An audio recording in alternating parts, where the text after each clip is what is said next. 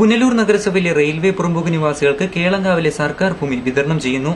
ഇതിനായുള്ള എല്ലാ നടപടികളും പൂർത്തിയായതായി താലൂക്ക് ഓഫീസർ ഡി രാജൻപിള്ള പറഞ്ഞു.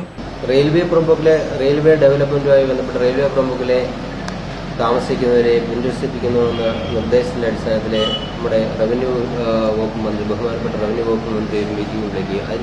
അദ്ദേഹത്തിന്റെ അന്നത്തെ ആ മീറ്റിംഗിന്റെ തീരുമാനമനുസരിച്ച് കേളങ്കാവിലെ സർക്കാർ ഭൂമി 3 സെന്റ് വീതം ഈ പുനരധിവസിപ്പിക്കുന്ന ആവശ്യത്തിന് കൊടുക്കുന്നതിന് അങ്ങനെ 103 പ്ലോട്ടുകൾ അളന്ന് തിരിച്ച് പ്ലോട്ടുകളായിട്ട് തിരിച്ച് അവരെ കൊടുക്കാനുള്ള ഒരു മാസത്തിനുള്ളിൽ അതിൻ്റെ വർക്കുകളെല്ലാം പൂർത്തിയാക്കണമെന്ന് ബഹുമാനപ്പെട്ട മന്ത്രിയുടെ നിർദ്ദേശാനുസരണം ഈ വർക്കുകളെല്ലാം നമ്മൾ സമയബന്ധിതമായി പൂർത്തിയാക്കി.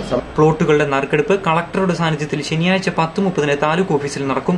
നഗരസഭാ പരിധിയിലെ റെയിൽവേ പുറമ്പോക്ക് നിവാസികൾക്കായുള്ള 103 കുടുംബങ്ങൾക്കും അച്ചൻകോവിലിൽ ദേവസ്വം ബോർഡ് ഭൂമിയിൽ നിന്ന് കുടിയൊഴിപ്പിക്കപ്പെടുന്ന 9 കുടുംബങ്ങൾക്കുമാണ് കേളങ്കാവിൽ ഭൂമി വിതരണം ചെയ്യുന്നത്. ഓരോ കുടുംബത്തിനും 3 സെന്റ് ഭൂമി വീതമാണ് നൽകുന്നത്. ഇതിനായി താലൂക്ക് ഓഫീസറുടെയും നഗരസഭയുടെയും വില്ലേജ് ഓഫീസറുടെയും നേതൃത്വത്തിൽ 112 പ്ലോട്ടുകളായി തിരിച്ചിട്ടിരിക്കുകയാണ് ഇവിടം. ഓരോ പ്ലോട്ടിലേക്കും പ്രത്യേകം വഴിയും രേഖപ്പെടുത്തിയിട്ടുണ്ട്. കേളങ്കാവിൽ 6 ഏക്കർ ഭൂമിയാണ് സർക്കാർ ലാൻഡ് ബാങ്കിൽ ചേർത്തിട്ടുള്ളത്. ഓരോ പ്ലോട്ടിനും അവകാശികളെ കണ്ടെത്താനാണ് നാളെ നറുക്കെടുപ്പ് നടത്തുന്നത്. ഏറെ നാളുകളായി നഗരസഭ നേരിടുന്ന വലിയ പ്രതിസന്ധിയായിരുന്നു റെയിൽവേ പുറമ്പോക്കുവാസികളുടെ കുടിയൊഴിക്കൽ. റെയിൽവേ അധികൃതർ പലതവണ കുടിയൊഴിക്കൽ നോട്ടീസ് നൽകുകയും ചെയ്തിരുന്നു.